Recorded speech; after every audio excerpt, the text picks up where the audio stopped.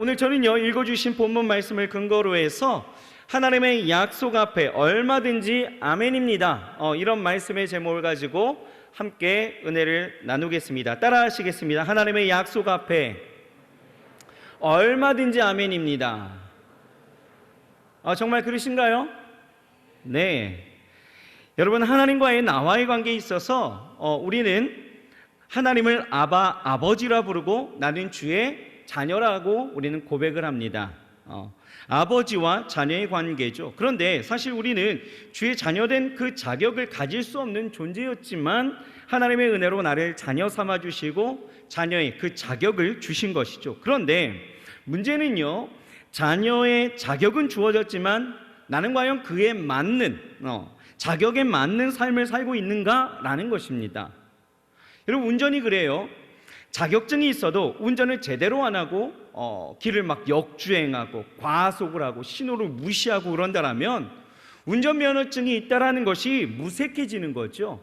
여러분, 그리스도인의 삶이 그렇습니다. 아버지와 자녀의 관계는 친밀하기 때문에 좀 버릇없어도 괜찮아 보이고 좀 엇나가도 괜찮고 잘못해도 괜찮고 좀 무례해도 괜찮다라는 생각하는 면이 있어서 그런지 하나님의 말씀 앞에 거절하고 아니요 라고 말할 때가 있다라는 거예요.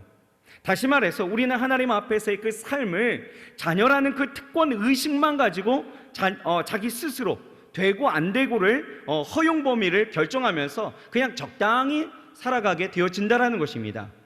그런데 여러분, 정확하고 엄밀히 말하자면 자녀라는 그 특권을 가지고 하나님 말씀 앞에 안 할래요, 뭐 할 수 없어요, 뭐 지금 당장은 안 해도 되잖아요, 뭐 나중에 할게요 라는 이 말을 할 수 없다라는 것입니다. 왜 그렇습니까? 왜요? 우리의 본래적 위치라는 것을 우리는 기억해야 된다는 거예요. 자, 우리의 본래적 위치는 무엇입니까? 첫 번째는 하나님은 나를 창조하시고 나는 그의 피조물이다라는 거예요. 하나님은 절대자죠. 그러시니 하나님이 나를 창조하셨기 때문에 나는 하나님의 말씀 앞에 함부로 거절할 수가 없는 거예요. 자, 두 번째는요, 하나님은 예수 그리스도를 통해 나를 대속해 주심으로 나의 주인 되어 주셨고 나는 그의 종이에요. 또 하나님은 나의 왕이시고 나는 하나님의 백성이라는 사실이죠. 그러니 창조주의 그 말씀 앞에, 주인의 그 말씀 앞에, 왕의 명령 앞에 내 의견과 내 사견대로 산다라는 것은 있을 수가 없는 게 사실입니다. 여러분, 그래서 우리는 하나님의 자녀라는 그 의식에 앞서서 나는 주의 종입니다, 나는 주의 백성입니다 하는 이 관계적 설정이 분명히 고백되어져야 한다라는 거예요. 여러분, 이 인식이 왜 중요하느냐? 이런 인식과 인정 가운데 우리의 신앙생활을 하게 되어지면요, 우리의 삶이 철저히 하나님의 그 말씀 앞에 순종하게 되어지고 아멘으로 나아갈 수밖에 없는 거예요.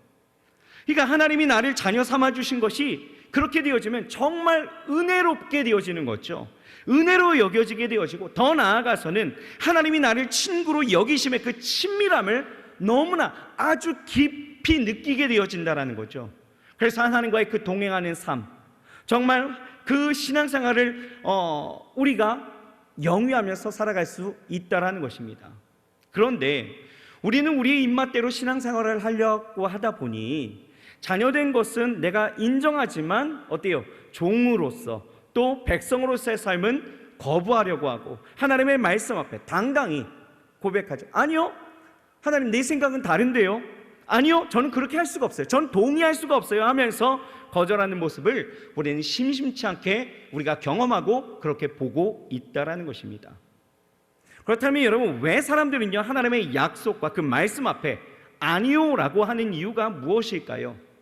이 부분에 대해서 곰곰이 묵상하는 가운데 좀 제가 몇 가지를 한번 찾아봤어요. 왜 그럴까? 왜? 자, 첫 번째는요, 하나님의 요구는 굉장히 큰데 자신은 그 요구에 응답할 만한 능력이 없다라고 생각하기 때문에 우리는 아니요 한다라는 것입니다. 여러분, 인정하시나요? 아직 인정 못하겠죠. 자, 들어보십시오. 그 대표적인 예가 우리 예레미야와 우리 모세로 우리는 이야기할 수 있을 것 같아요. 예레미야 1장을 보게 되어지면 하나님께서 어린 이 예레미야를 부르십니다. 하나님이 예레미야를 부르실 때에 당시에 이 예레미야 나이가 한 18살에서 한 20살 정도 되어진 것 같아요. 그런데 하나님의 이 부르심은요 굉장히 엄청납니다. 우리가 생각한 그 이상이요. 왜 그러냐면 예레미야서 1장 4절에서 5절 말씀을 보게 되어지면 이렇게 말씀하고 있어요. 같이 한번 읽어볼까요? 여호와의 말씀이 내게 임하니라. 이르시되 내가 너를 복중에 짓기 전에 너를 알았고 네가 태에서 나오기 전에 너를 구별하였고 너를 열방의 선지자로 세웠노라 하시기로. 보세요. 하나님은 예레미야를 복중에 짓기 전부터 그를 택하셨고 그를 아셨다라는 거예요. 그리고 너가 태어나기 그 전부터 너를 구별하여서 어떻게 해요? 열방, 여러 나라의 선지자로 세우셨다라는 것입니다. 우리가 예레미야 입장이라면 이 말씀 앞에 우리 어떨까요? 이 어마어마한 부담감, 이 거룩한 부담감이 얼마나 심했을까? 예레미야는 생각했을 것 같아요. 하나님 갑자기요? 하나님 제가 열방의 선지자라고요? 이제 18살밖에 안 된 저를 어떻게 열방의 선지자로 세우신다고 하십니까? 말도 안 돼요. 예레미야는 자신을 보는 거예요. 자기 나이가 18살인 거죠. 거기에다가 6절 말씀을 보면 이렇게 나와 있어요. 슬프도소이다. 주 여호와여 보소서 나는 아이라 말할 줄을 알지 못하나이다 라고 말하고 있습니다. 말할 줄을 모른대요. 그러니 자기가 봐도 어이없는 말씀이고 이건 전혀 불가능해 보였다라는 것입니다. 그래서 그는 처음에 어떻게 해요? 아니요. 하나님의 말씀 아니요. 전 동의할 수가 없습니다 라고 고백하는 거죠. 또 출애굽기 3장을 보면 이제 모세예요. 모세의 소명기사가 나오는데 하나님께서 우리가 잘 아는 것처럼 80세의 나이에 장인 이드로의 집에서 양을 치고 있었던 이 모세를 부르시죠. 그리고 모세에게 애굽에서 고통당하고 있는 너희 동족 히브리 민족을 너는 구원하라 라는 그 말씀을 듣게 되어집니다. 여러분 모세도 예레미야처럼 자신의 그 연약함을 드러나는데 그도 그럴 것이 그는요 40세까지 왕궁에서 화려한 삶을 살았지요. 자신의 히브리 민족이라는 것을 깨닫게 되어졌을 때, 그 자기 정체성을 깨닫게 되어졌을 때 어떤 일이 일어납니까? 어느 날 자기 백성이 그 애굽 병사에 의해서 곤혹당하고 있는 모습을 보게 되어지니 견딜 수가 없게 되어지죠. 그래서 그 병사를 죽이게 되어집니다. 두려움에 휩싸이게 되어지죠. 그래서 그는 도망가 버리는 거예요. 어디로? 미디안 강나루. 거기서 숨어서 40년을 보내게 되어집니다. 양치기를 하죠. 그렇게 40년을 보내는 거예요. 이제 나이가 80이 됩니다. 죄송해요. 40년 동안 이 광야에서의 삶은요 어떤 희망도 소망도 볼 수 없었다라는 거예요. 모세는 그냥 하루하루 양을 치는 것이 이제는 내 운명인갑다 그렇게 받아들이면서 살아왔던 시절이에요. 그런데 하나님께서 어느 날 나타나시죠. 호렙산에 이 가시떨기 나무에 불꽃같이 임하셔서 그렇게 자기의 삶을 운명처럼 여겼던 이 모세에게 말씀하시는 거예요. 뭐라고요? 조금 이야기했던 것처럼 히브리인들을 출애굽시키라는 거예요. 그런데 모세는요 분명 하나님의 그 표징까지 보았음에도 불구하고 이렇게 이야기합니다. 뭐라고요? 주여 나는 본래 말이 능치 못한 자라. 주께서 주의 종에게 명하신 후에도 그러하니 나는 입이 뻣뻣하고 혀가 둔한 자니이다 이렇게 이야기해요. 여러분 입이 왜 뻣뻣했을까요? 광야에서 오랜 세월 살다 보니 대화할 대상이 없으니까 말수가 적어져서 그렇습니까? 아니에요. 왜 그렇습니까? 바로 앞에 서려고 생각해 보니 자기의 죄로 인해서 자신이 죽게 되어질까 봐 바로라는 그 존재 앞에 선다라는 것이 너무 두렵고 그러니 어떻게 말해야 될지 몰라서 그 입이 뻣뻣해지는 거죠. 그러니 이 일은 모세가 적임자도 아닌 것 같고 분명 이것도 불가능해 보이기까지 한 거예요. 그래서 모세는요 뭐라고 이야기합니까? 이건 내가 할 일이 아닙니다 라고 하는 거예요. 하나님의 부르심에 어떻게 반응해요? 아니요 라고 대답한 거예요. 그런데 여러분 이 상황만을 놓고 본다라면 이게 아무리 하나님의 말씀일지라도 이건 당연 불가능한 일이죠. 18살짜리가 열방의 선지자, 사람을 죽인 왕자가 바로 왕 앞에 서서 자기 히브리 민족을 당당하게 출애굽시키겠다라고 명령한다? 이건 불가능한 거예요. 하지만 오늘 성경은 뭐라고 이야기하느냐? 하나님의 말씀 앞에서, 하나님의 약속 앞에서 주님 안에서는 얼마든지 아멘이 된다라고 이야기하고 있는 거예요. 자, 본문 말씀 20절 같이 한번 읽어보겠습니다. 20절 시작. 하나님의 약속은 얼마든지 그리스도 안에서 예가 되니 라고 말씀하고 있는 거예요. 자, 너무 빨리 이거 빼지 마세요. 좀 같이 읽어보면서 생각할 거니까 너무 빨리 빼지 마시고요. 자, 보십시오. 하나님은요, 하나님의 부르심에 아니오라고 대답했던 이 예레미야와 이 모세에게 어떻게 말씀하시고 어떻게 일하셨습니까? 하나님은요, 예레미야에게 너는 아이라 말하지 말고 내가 시키는 대로 해, 내 말을 너의 입에 두었어 라고 말씀하시는 거예요. 그러면서 예레미야 1장 18절에서 19절은요 이렇게 우리에게 말하고 있는 거예요. 뭐라고 말하느냐?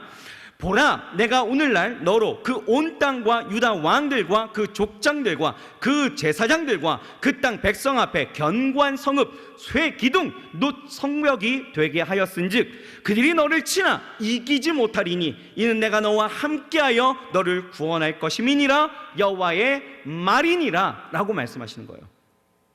하나님은요 이 말씀대로 그대로 행하셨다라는 거예요. 자, 궁금하신 분들은 예레미야를 오늘 집에 가셔서 쭉 읽어보십시오. 정말 하나님은 그렇게 행하셨다라는 거예요.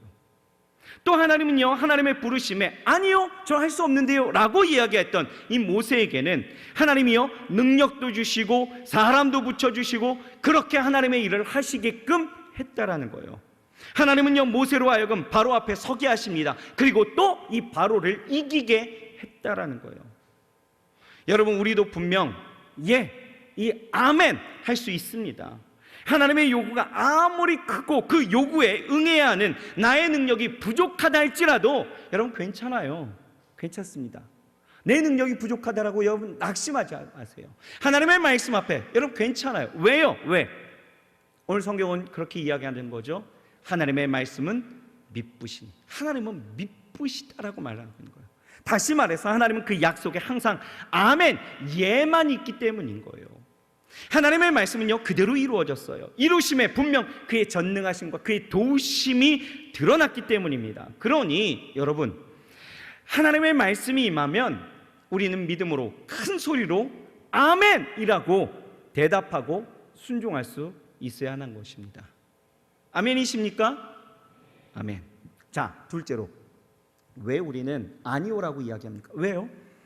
하나님의 뜻보다 더 사랑하는 무언가가 있기 때문에 우리는 아니오라고 이야기한다라는 거예요. 여러분, 성경에 보면 한 부자 청년이 있죠. 부자 청년이 주님을 찾아와서 예수님, 제가 어떻게 해야 영생을 얻을 수 있겠습니까? 라고 묻습니다. 주님이 이 청년에게 이야기하죠. 계명을 지켜라 라고 이야기하죠. 그러자 이 청년이요, 아니요, 저는요 어려서부터 이 계명을 다 지키고 살아왔는데요 라고 대답하는 거예요. 대단한 열심이었겠죠. 이때 주님은요 청년을 사랑하는 마음으로 이렇게 이야기합니다. 내게 있는 모든 것을 팔아 가난한 자들에게 다 나누어 줘라. 그리고 나를 따르라 라고 이야기하죠. 이때 이 청년의 반응이 어땠습니까? 우리 잘 알고 있죠? 어땠어요? 그냥 다 나누어 줬나요? 아니죠. 그는 근심하고 돌아갔다. 성경 재물이 많은 고로 근심하여 돌아갔다 이렇게 이야기하고 있습니다. 무슨 얘기입니까? 그 청년은요 주님보다 돈을 더 사랑했다라는 거예요. 하나님의 말씀보다 물질이 앞섰다라는 거죠. 그래서 주님의 그 부르심 앞에, 그 사랑의 그 부르심 앞에 그는 아멘이라고 대답할 수가 없었다라는 거예요. 그렇게 부자 청년은 무건으로 아니오라고 하고 주님을 떠나갔던 거죠. 왜요? 청년은 주님보다 재물을 더 사랑했다라는 것입니다.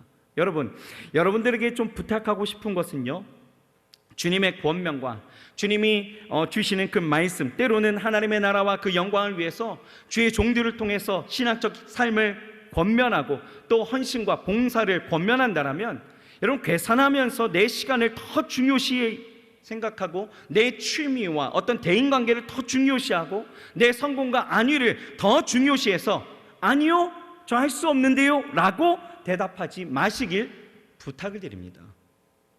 여러분, 부자 청년을 통해서 우리가 깨닫는 것이 무엇이냐? 바로 하나님보다도 더 사랑하는 것이 여러분 인생에서 가장 중요한 기회를 놓치게 만들 수 있다라는 것이에요. 하나님의 그 사랑의 그 부르심을 놓치는 계기가 되어진다라는 것이죠. 그러므로 하나님의 말씀 앞에 우리는 아멘 해야 합니다. 그리고 세 번째, 여러분, 우리가 왜 아니오라고 이야기하느냐? 잘 생각해 보면 순종하면 손해볼 것 같아서. 여러분, 공감하시죠? 공감하시지 않습니까? 내가 순종하면 손해볼 것 같으니까. 여러분, 우리가 하나님을 오해하면 안 되는 것이요, 여러분들의 순종을 요구하는 것이 결코 우리에게 있는 것을 하나님이 빼앗고자 하기 위해서 순종을 요구하는 것이 절대 아니다라는 거예요. 우리 하나님은요, 절대 우리에게 있는 것을 빼앗아 버리는 분이 아닙니다. 우리에게 무엇인가를 명하실 때에는 우리가 주님에게 빼앗기는 것처럼 느낄 때도 있지만 사실은 우리에게 더 좋은 것을 주시기 위해서 그렇게 말씀하신다는 거예요.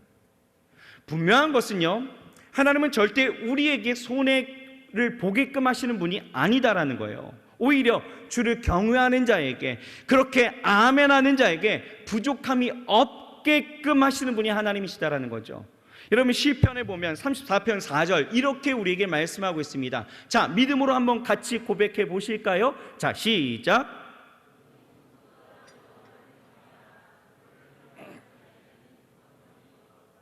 뭐라고요? 너희 성도들아, 여호와를 경외하라. 하나님을 경외한다라는 것은 하나님 앞에 그 삶이 아멘이다라는 거예요. 아멘하는 자에게 어떻게 해요? 부족함이 없도다. 하나님이요, 우리에게 순종을 요구하시고 아멘을 요구하실 때에는 마치 내게 있는 것을 요구하시고 내게 있는 것을 통하여서 내가 손해보는 것 같처럼 내가 느낄 수도 있겠지만 아니다라는 거예요. 여러분, 아브라함을 한번 우리가 생각해 봅시다. 아브라함은요, 본토 친척 아비집을 떠나라 하는 하나님의 명령을 듣게 되어지죠. 이 말씀에 아멘, 순종합니다. 여러분, 그 당시는요, 재밌는 상황이에요. 약한 자는요, 강한 자에게 모든 것을 빼앗기는 시대입니다. 뭐 지금도 마찬가지겠지만, 그러니 자신의 그 본거지를 떠난다라는 것은 약한 자가 되어진다라는 거예요. 내가 아무리 강함을 갖고 있다 할지라도 그 근거지가 되어지는 것을, 그 본거지를 떠난다라는 것은 내가 약한 자가 되기를 원한다라는 그런 뜻이에요. 그러니 약한 자는요, 생명도 재산도 없고 어떤 것도 보호받지를 못하는 거죠. 그런데다 자기의 삶의 모든 것을 놓고 어디인지 모르는 곳으로 떠나라 하니, 떠난다라는 것은 이건 전혀 이해타산이 맞지 않는 하나님의 말씀이었던 것입니다. 그런데 아브라함이 하나님의 말씀에 어떻게 해요? 아멘, 예, 순종합니다. 그리고 그는 본토 친척 아비집을 떠나죠. 그랬더니 어떻게 됐습니까? 아브라함이 진짜 약한 자가 되었을까요? 그렇습니까? 아니에요. 오히려 강한 자가 되어졌습니다. 얼마나 강해졌는지 보실까요? 창세기 13장을 보면요, 아브라함의 그 조카 롯이 소돔 땅에 거할 때의 일이에요. 소돔에 거할 때 시날과 엘라살과 엘람과 고임이 연합하여서 전쟁을 일으키게 되어집니다. 4개 나라의 그 연합군이 쳐들어오게 되어진 거죠. 그들의 연합군을 이 아브라함은요, 자신이 길리우고 훈련시킨 그 연습한 자 318명을 가지고 가게 되어지죠. 그리고 쳐서 저들을 이기게 되어졌다는 거예요. 그만큼 강해졌다는 거예요. 그리고 하나님은 하나님의 말씀에 예, 아멘한 이 아브라함에게 어떻게 해요? 갑절로 복을 주셨다는 거예요. 결과적으로 본다면 아브라함은 하나님의 말씀에 아멘해서 손해를 본 것이 아니라 반대로 이 세상에서 가장 복된 사람이 되어졌다는 것입니다. 여러분, 어떤 때는 하나님의 명령을 실천하면 우리가 손해볼 것 같은 그런 느낌이 올 때가 참 많이 있어요. 계산하는 거죠. 순종을 요구할 때에, 하나님의 말씀이 내 마음에 감동되어질 때에, 하나님, 나 그거 하면요, 이렇게 되어진대요, 저렇게 되어진대요. 리더로 섬기고 사역팀을 헌신하면 여러 면에서 많은 에너지와 시간이 투자되어야 하기 때문에 이게 마치요, 내 삶의 어떤 한 부분들이 도려내어지는 것 같은, 그래서 내가 손해보는 것 같은 그런 느낌이 여러분 비단 우리에게 다 있어요. 여러분, 비단 이 아브라함의 예만 보더라도 하나님은요, 그렇게 우리의 순종을 보시고 순종하는 우리에게 어떻게 하시느냐, 은혜와 그 축복을 허락하신다는 넘치게 부어주심을 우리는 바라보면서 우리 안에도 분명한 아멘이 있을 수 있어야 된다는 것입니다. 여러분, 느낌이 중요한 게 아니에요. 느낌이 중요한 게 아니다라는 거죠. 하나님이 결과적으로 우리의 삶에 어떻게 역사하실지를 우리는 믿음으로 바라보고 우리의 입술로 아멘을 고백할 수 있어야 된다라는 것입니다. 아멘이신가요? 예, 볼 거예요. 아멘 하셨으니까 11월에 이제 2023년을 위한 우리 예비구역장을 이제 선출하게 되어지는데 볼 거예요. 얼마나 여러분들이 아멘으로 하셨는지. 저 지금 다 들었고 보았습니다. 누가 아멘 했는지 봤어요. 아멘입니다. 손해 볼 것 같은 느낌 여러분 다 지워버리세요. 괜찮습니다. 자, 네 번째는요, 왜 우리가 아니오라고 이야기하느냐. 여러분, 이거는 거죠. 자기 생각이 더 옳다라고 생각하기 때문에 우리는 아니오 한다라는 거예요. 때로는 하나님의 요구가요, 인간적인 생각으로는 미련해 보일 때가 분명히 있습니다. 인간적인 생각에도 이해가 안 돼요. 말도 안 되는 요구들이 우리 가운데 일어난다라는 거예요. 여러분, 비단 한 가지 여러분들에게 이해 한번 드려볼까요? 우리 자매들이요, 남편에게 복종하라. 이해하십니까? 오, 아멘. 할렐루야. 결혼한 우리 효록이는 아멘으로 남편에게 복종하고 있으니 감사하고요. 나머지 우리 지체들 아멘이 없었어요. 여러분, 이거 잘 이해를 못해요. 잘 이해 못합니다. 지금 마음에 상한 감정을 가지고 굉장히 마음이 복잡한 친구들, 정말 어린 시절의 그 상처와 아픔을 가지고 어려움을 갖고 있고 지금도 공황장애와 뭐 여러 가지의 아픔을 겪고 있는 우리 지체들한테 너 용서해야 돼 라고 얘기한다면 여러분, 그거 잘 이해 못해요. 공감이 안 되는 이야기거든요. 말이 안 되는 요구예요. 그런 일들이 너무나 많은 거죠. 예를 들면 성경적으로 보면 이런 겁니다. 여러분, 가나안의 첫 성이었던 이 여리고를 무너뜨리는 방법을 한번 생각해 봐요. 하나님은 여리고를 무너뜨릴 때 어떻게 이야기하십니까? 하루에 한 바퀴, 그리고 마지막 7일째에는 7바퀴를 침묵하면서 돌게 되어지죠. 그렇게 13바퀴를 돌고 나팔을 불고 백성들이 일제히 함성을 지르면 여리고가 무너진다라는 거예요. 여러분, 이런다고 여리고성, 그 초롱성이 여러분 무너집니까? 이건 상식적으로 생각해 보면 전혀 이해할 수 없는 일들이 있죠. 인간적인 생각으로 본다라면 당연히 이건 아니오예요. 그게 맞는 거예요. 그런데 이스라엘 백성들은 어떻습니까? 아멘 하고 순종했다라는 거예요. 그들이 말씀에 아멘하고 여리고성을 돌고 함성을 지르니 하나님은 어떻게 하십니까? 여리고성을 무너뜨렸다라는 거예요. 놀랍지 않나요?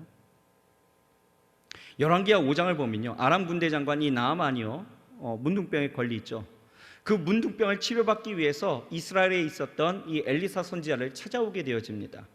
나아만은요, 자기가 또 일국의 군대 장관이기 때문에 생각하기를 엘리사가 맨발로 뛰어나와서 자기의 상처 위에 손을 얹고 기도를 한다든지 뭐 여러 가지의 어떤 반응들, 아주 거대한 거창한 그런 반응들을, 리액션을 기대했다라는 거예요. 그런데 막상 엘리사의 집을 도착해 봤더니요, 엘리사가 나오지도 않아요. 자기 사환을 통하여서 이야기하는 거죠.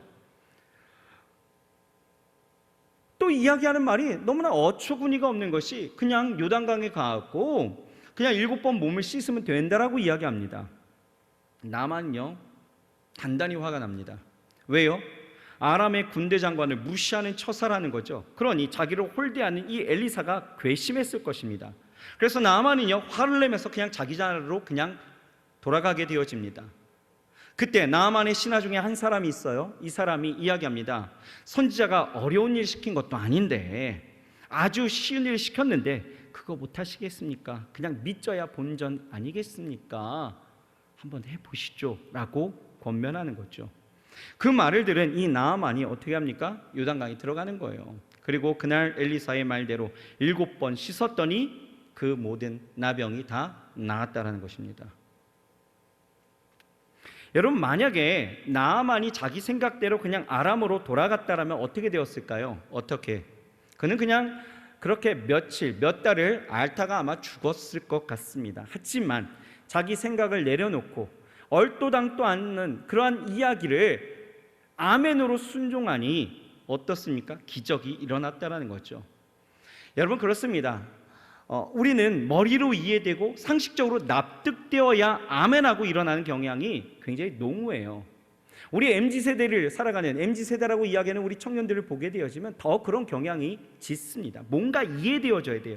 자신에게 주어지거나 어떤 헌신을 요구하게 되어질 때에 내가 왜 이것을 해야 하는지, 또 왜 이런 일들이 일어나는지에 대해서 납득할 만한 이해를 다 설명하고 또 그 당위성을 말해줘야 이것에 대해서 할까 말까를 결정하는 여러분들의 모습을 제가 봅니다. 그러나 여러분, 하나님은요 우리의 이해를 바라시지 않습니다. 하나님은요 우리를 납득하라 이야기하지 않아요. 하나님은요 그냥 하나님의 말씀대로 역사하신다라는 거예요. 왜 그렇습니까? 왜요? 하나님의 생각은요 우리의 생각과 다르다라는 거죠. 우리 짧은 머리로는 알 수 없는 세계가 하나님 안에 온전히 펼쳐져 있다는, 그게 하나님의 계획하심이다라는 거예요. 하나님의 계획하심이 여러분 얼마나 광대하고 얼마나 깊은지 여러분들 우리는 이해할 수가 없는 거예요. 측량할 수가 없는 거죠. 하나님은 그런 완전한 지혜를 가지고 계신 분이십니다. 그분이 지으신 이 창조된 세계를 여러분 한번 바라보세요. 어떻습니까? 하나님의 지혜는요 완전하시죠. 이 세계가 얼마나 정확하게 돌아가고 있습니까? 우리는 이 창조된 이 세계만 바라본다 할지라도 하나님의 지혜가 얼마나 광대한지 우리는 깨달을 수가 있는 거예요. 그러니 우리의 생각이 하나님 생각보다, 하나님보다 더 옳을 수는 없다라는 것이죠. 여러분 기억하세요. 내 생각을 내려놓아야 하나님의 말씀에 아멘할 수 있어요. 여러분 신앙생활이란 것이 무엇입니까? 하나님의 말씀을 듣고 내 생각을 내려놓는 것이 신앙생활이에요. 교회를 그냥 왔다 갔다 하는 것이 신앙생활이 아니에요. 하나님의 말씀 앞에 내 생각을 내려놓는 것이 신앙생활이에요. 이해되십니까? 그 말씀 앞에 내 생각을 견주어서 어느 것이 타당하고 어느 것이 더 근거가 있는지를 비교하는 것이 신앙생활이 아니라 말씀 앞에 내 생각을 하나님으로 맞춰가는 것이, 그것이 신앙생활이에요. 그래서 여러분들이 이 자리에 있는 것이고, 그래서 여러분들이 이 자리에서 하나님의 말씀을 듣는 거예요. 여러분 그것이 우리의 삶이 되어질 때에, 그것이 우리의 생활이 되어질 때에 비로소 여러분 로마서에서 말하는 우리가 드릴 영적 예배가 되어지는 것이고, 그 삶은 하나님이 기뻐하시는 산 제사가 되는 것입니다. 자, 이제 여러분들에게 물어요. 여러분 하나님의 약속과 그 말씀 앞에 여러분 항상 아멘이십니까? 그렇게 사시겠습니까? 하나님은 하나님의 그 말씀 앞에 여러분 우리는 아멘할 수 이제 있는 거예요. 아멘할 수 있습니다. 오늘 본문을 보게 되어지면 이 사도 바울이요 고린도 지역을 이제 방문하는 일로 내가 간다, 아니다, 지금은 못 간다, 그런데 너희의 급한 사정을 내가 들으니 내가 가겠다 하면서 여러 가지 사정이 막 변경되는 일이 발생하게 되어지고, 또 이에 사울을 반대하는 사람들이 야 너 너무 경솔하게 또 움직이는 거 아니야? 너무 급변하게 뭐 이렇게 무슨 일을 이런 식으로 하냐 하면서 비난을 퍼붓는 지금 상황이에요. 고린도후서 1장이.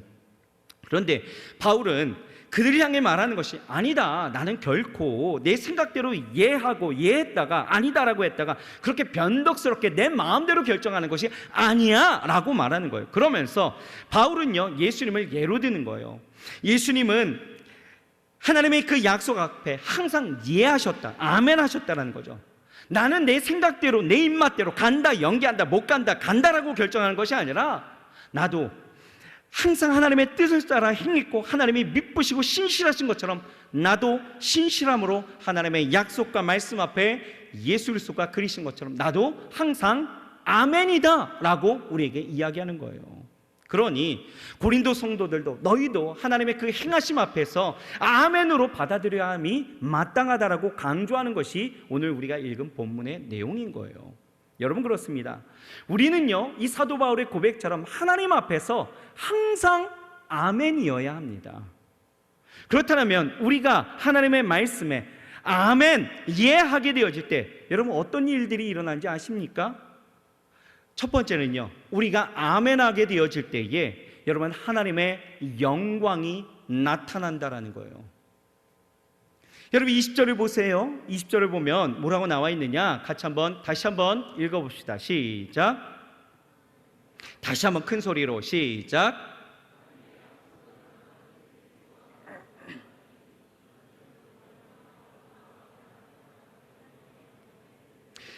그로 말미암아 우리가 아멘하여 하나님께 영광을 돌리게 하느니라. 여러분, 성경을 보면 하나님의 영광이 아니고서는 할 수 없는 일들이 많이 나와요. 그런데 그 일들은 주님의 말씀을 들은 사람들이 아멘 하게 되어질 때에 그 순종했기 때문에 이루어진 것들이었죠. 보세요, 베드로가요 주님의 영광을 첫 번째 보았던 그 사건, 그 어느 날 아침의 일들을 한번 보십시오. 주님이 베드로의 배를 빌려서 설교하신 후에 베드로에게 명령하십니다. 뭐라고요? 깊은 곳에 그물을 내려 고기를 잡으라 라고 이야기하죠. 베드로가요 인간적인 생각에 사로잡혔다라면 어떻게 이야기했을까요? 자기 생각이 더 식견이 더 넓다라고 생각했다라면 어떻게 해요? 아니요, 저 못하겠는데요. 예수님, 지금은요 날이 샜어요. 피딩 시간이, 물고기가 밥 먹는 시간이 이미 지나간 때란 말이죠. 그러니 지금 그물을 내려봤자 아무 소용없는데 이걸 내리라고요? 왜 그런 수고를 해야 됩니까? 밤이 맞도록 그렇게 수고하고 지쳐있는데 그걸 또 해야 되겠습니까? 아니요, 저는 할 수 없어요 라고 했겠죠. 그런데 웬일인지 베드로는요 그 주님의 말씀 앞에 어떻게 해요? 아멘 합니다. 아멘. 순종하는 거예요. 그 결과 어떤 일이 일어났어요? 베드로는 그물이 찢어질 정도의 많은 고기, 두 배가 잠길 정도의 많은 고기를 잡게 되어졌다라는 것이죠. 여러분, 베드로는 아멘으로 순종하여 주님의 영광을 그렇게 나타냈다라는 것입니다. 많은 이들에게 아무도 잡을 수 없었던 그 시간에 하나님의 말씀에 순종하여 그물을 내렸더니 그 누구도 잡을 수 없던 그 시간에 하나님의 영광으로 많은 것들을 거둘 수 있었다라는 것, 하나님의 영광이 드러나고 나타났다라는 거죠. 언제? 내가 순종했을 때. 여러분, 요한복음 2장을 보십시오. 예수님께서 갈릴리 그 가나의 그 혼인잔치 가운데 참석하시게 되어집니다. 잔치 중간에 이게 웬일이에요? 포도주가 다 떨어져 버립니다. 혼인잔치 가운데에서 포도주가 떨어졌다는 것은 끝난 거예요. 이 유대나라 가운데에서 이 혼인잔치는요 굉장히 다릅니다. 우리나라하고. 우리나라는 이 결혼 예식이 요즘 보면은 이 예식장에 따라서 좀 달라지는 것 같아요. 예식장이 1시간 텀짜리는요 봤더니 뭐 예식이요 채 20분을 넘어가지 않아요. 그리고 당신들 두 사람은 이제 부부가 되었습니다 하고 끝나는 거죠. 저는 그런 결혼식 다녀오면은 항상 좀 이 멘붕이 와요. 이게 무슨 결혼식일까? 이게 무슨 일일까? 이 생각이 듭니다. 그 거룩하고 그 특별한 그 시간이 20분 안에 다 끝나버리는 거예요. 오히려 그 뭡니까? 축가하는 시간이 더 길어요. 축가하는 시간이 더 길고요, 사진 찍는 시간이 더 길어요. 사진 찍는데 30분 이상 걸리더라고요. 이게 뭘까? 이 생각이 들어요, 사실은. 여튼 우리나라의 그 결혼식은요 그렇게 짧게 끝나죠.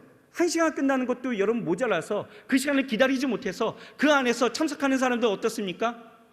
참석 안 하고 다 그냥 부죽 내고 뭐해요? 밥 먹으러 가는 거예요. 밥이 더 중요하죠. 뭐가 우선순위인지 이상하게 좀 결혼식이 이상해진 것 같아요, 우리나라는. 그런데 유대나라는 달라요. 일주일간을 밤낮으로 잔치를 벌입니다. 이 두 사람이 하나 되어졌다는 것에 엄청난 감격과 기쁨을 함께 나누는 거예요. 그런데 그 감격과 기쁨이 있는 그 자리에 포도주가 떨어졌다는 것은 이 예식이 끝나야 된다는 이야기거든요. 이건 어마어마한 사건입니다. 그런데 이때 마리아, 예수님의 어머니였던 이 마리아가 예수님에게 이야기하죠. 포도주가 다 떨어졌어요 라고 이야기하는 거예요. 그러면서 하인들에게 이야기합니다. 너에게 예수님이 무슨 말씀을 하시든지 그대로 다 하라 라고 주문을 해요. 주님이 뭐 하신 것도 아닌데 어머님은 막 등 떠밀어서 지금 하시는 거예요. 그런데 중요한 건 이때에 예수님께서 하인들에게 말씀하시죠. 여기 있는 항아리를 다 가져오라는 거예요. 이때 하인들이요 돌 항아리 6을 가지고 옵니다. 물을 아구까지 채우라 하니 다 아구가 채워지죠. 이것을 연회장에 갖다 주어라. 갖다 줍니다. 여러분, 이거 어마어마한 사건이에요. 생각해 보십시오. 물을 그냥 갖다 주었단 누가 죽는 일일까요? 하인들이 죽는 일이에요. 예수님이 죽는 일이 아니에요. 그런데 갖다 주어라. 갖다 줍니다. 여러분, 우리가 이것을 인간적인 생각으로 하게 되어지면 이건 절대로 아니요, 이거 어떻게 갖다 줍니까? 이게 뭐라고? 물 갖다 주면 우리 큰일 납니다 라고 이야기할 수 있는 그 시간에 하인들은요, 아멘, 순종합니다. 그 순종이 어떤 일들이 일어나요? 물이 변하여 포도주가 됩니다. 요한복음 2장 11절을 보게 되어졌더니 이 사건을 기록한 후에 이렇게 말씀하고 있어요. 뭐라고 이야기하느냐? 같이 한번 읽어볼까요? 시작. 예수께서 이 첫 표적을 갈릴리 가나에서 행하여 그의 영광을 나타내심에 제자들이 그를 믿으니라. 그 영광이 어떻게 나타난 줄 아십니까? 모든 이들이 그 포도주를 맛보고 기뻐했다라는 거예요. 아니, 다른 연회장을 가면 좋은 포도주를 먼저 내고 그리고 나중에 그냥 다 취했으니까 그냥 막 아무거나 내놓는데, 아니 여기는 어찌 이렇게 더 좋은 포도주를 낼 수 있느냐라고 칭찬하기 시작했다는 거예요. 그 칭찬이 뭐예요? 하나님의 영광으로 드러나게 되어졌다는 거예요. 다른 그 어떤 연회장보다도 그 완전히 다른 하나님의 역사로 칭찬이 일어나기 시작했다는 거죠. 여러분, 이와 같이 아멘은요, 하나님의 영광을 드러내는 스타트 버튼이에요. 여러분, 우리는 삶에 하나님이 하시는 일들을 보기 원해요. 여기 있는 그 누구도 그냥 밋밋한 신앙, 그냥 아무 감동 없는 신앙 원하지 않습니다. 하나님의 역사가 내 삶에 온전히 이루어지기를 원하는 거예요. 내 삶 가운데 정말 하나님의 기적이 나타나기를 소망하는 사람들이 이 자리에 앉아 있는 거죠. 하나님이 내 삶의 그 현장 가운데서 내가 감동할 수 있도록 하나님이 하셨다는 그 고백이 나올 만한 그 영광스러운 경험을 하기를 우리는 다 소원하고 지금 소망하고 있다는 거예요. 그렇다면 그 첫 시작은 어디에서 일어나야 하느냐? 바로 순종, 아멘입니다. 믿음으로 고백하는 아멘이다라는 거예요. 다만 여러분, 아멘할 때 여러분들이 간과하지 말아야 될 한 가지는요, 아멘할 때 여러분 인내하시길 바랍니다. 기다리지 못하고 중간에 아니오라고 하는 그 어리석음을 범해서는 안 된다라는 거예요. 사도 바울도 이해하고 아니오라고 한 게 아니다라는 거예요. 하나님의 역사가 그렇게 주어졌다라는 거예요. 여러분, 아니오라고 중간에 하면 안 된다라는 거예요. 보세요, 물도요, 물도 99도까지는 액체 있죠. 그런데 100도가 되면 어떻게 됩니까? 비로소 기체가 되는 거예요. 끓린 점을 넘게 되어지니, 그렇죠? 반대로 1도까지는 아직도 액체이지만 0도가 되어지면 그때부터 뭐가 되는 거예요? 고체가 되는 거예요. 변화에는 일정한 시간과 과정이 반드시 필요해요. 하지만 완성은 순식간이다라는 거죠. 마지막 1도를 기다리지 못해서 완성을 못 보고 포기한 사람들이 되어서는 안 된다라는 것입니다. 나아만이 나병을 치료받을 때 요단강에 한 번 씻고 나왔을 때 치료의 그 조짐이 조금도 보이지 않게 되어질 때에 그냥 포기해버렸다면 이건 그냥 끝나는 일들이에요.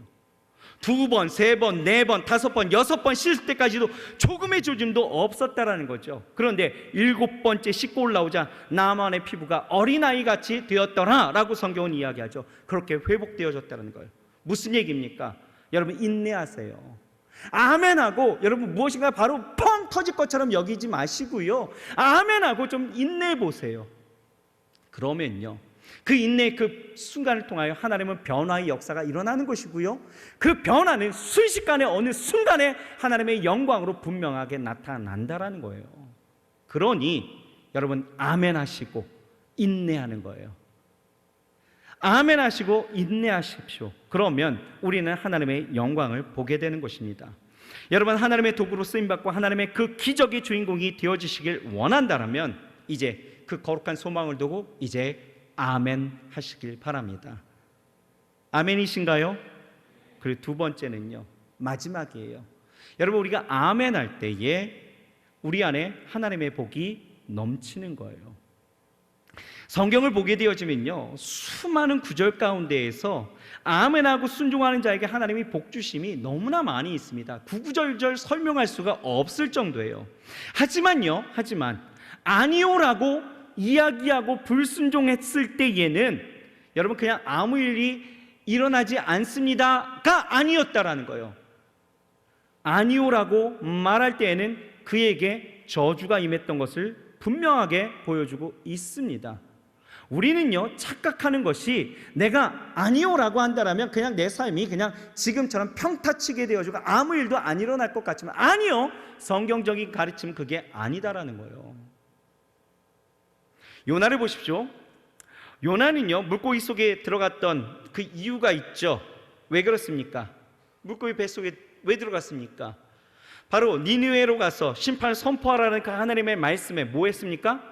아니요 했다라는 거예요. 아니요. 하나님께서요 모세에게 계속 부르시는 거예요. 그런데 모세가 아니요 아니요 아니요 했더니 하나님이 어떻게 하시고 진노하셨다라는 거예요.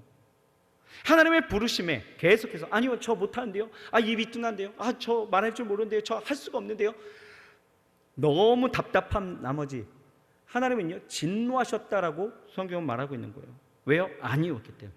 그런데 반대로 무엇보다 여호수아서 1장 7절에서 9절을 보면 아멘 할 때에 하나님은요 우리에게 약속을 주셨다라는 거예요. 어떤 약속을 주셨느냐? 자, 여호수아서 1장 7절에서 9절 말씀을 같이 한번 읽겠습니다.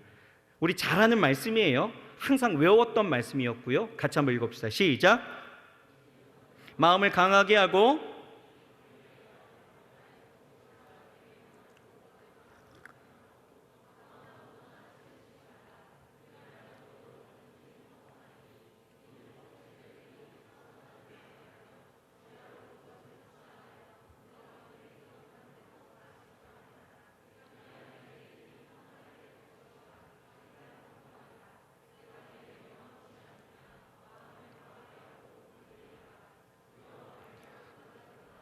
내가 어디로 가든지 내 하나님 여호와가 너와 함께하느니라 하시니라. 아멘. 여러분 여호수아서 1장 7절에서 9절을 보게 되어지면 하나님께서 여호수아에게 예할 때 그 아멘으로 순종할 때에 주시는 그 약속이 있다라는 거예요. 첫째는 무엇이냐? 7절과 8절 말씀에 뭐라고 이야기하느냐? 형통의 복을 주시겠다라고 말씀하고 있어요. 그리고 8절 말씀에 보면 길이 평탄하게 되어지는 장애물이 없는 그 복을 우리에게 주신다라고 말씀하고 있어요.